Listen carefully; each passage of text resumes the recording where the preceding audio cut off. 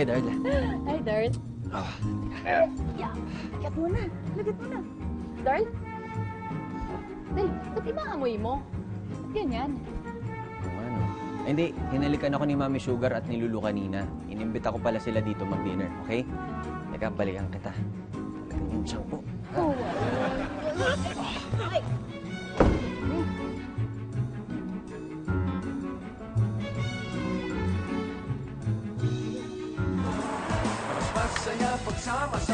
Oh!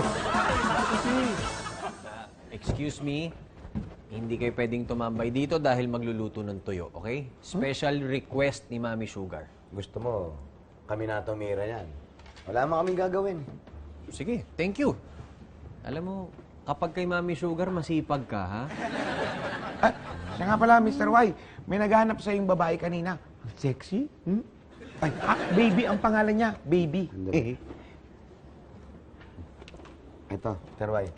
Papagawa daw ng website. Ah, sige.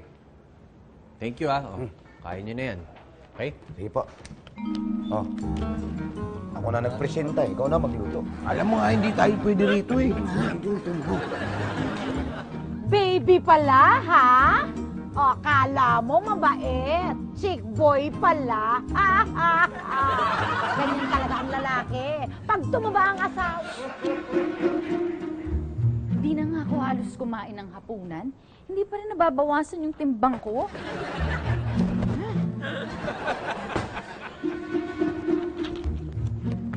Darl? Darl? Sino ang katagpo mo kanina? Client ko. Bakit? Gets ko na ganun ang amoy mo kanina dahil sabi mo humalik sa'yo si Mami Sugar at si Lulu. Pero, ano to? Ay, sa'yo yan. Nakalimutan kong ibigay sa'yo kanina. Pasalubong sa'yo ni Mami Sugar. Eh, nagmamadali ako magbanyo kanina. Teka, pinagdududahan mo ba ako? Kasi Darl, tumataba ako. Mataba na akong mataba. Pero hindi ako natatabaan sa'yo, okay? Good night.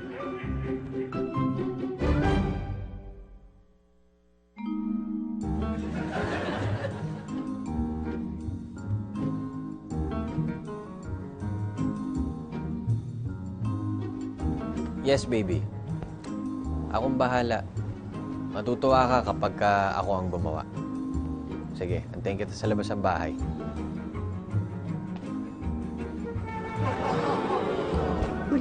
Buli na. Bantayin mo muna ng si Wayway. Bilisan mo.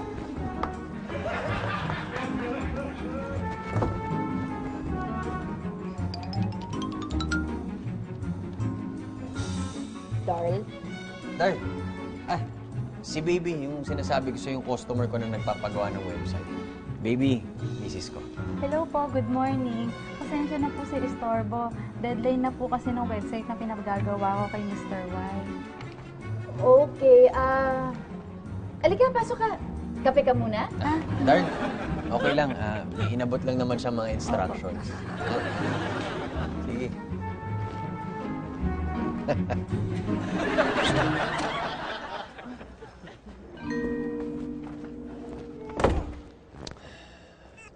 Ay, nako.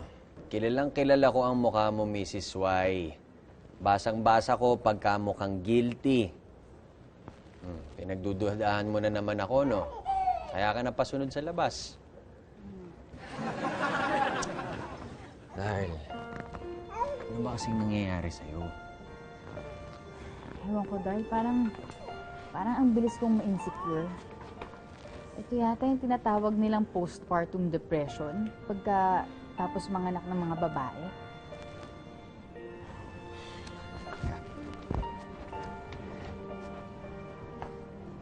Paano kung ipagpapalit sa iba ang babaeng nagbigay sa akin ng ganyang ka-cute na baby?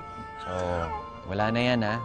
Yung mga insecure na yan, tapos na yan. Okay?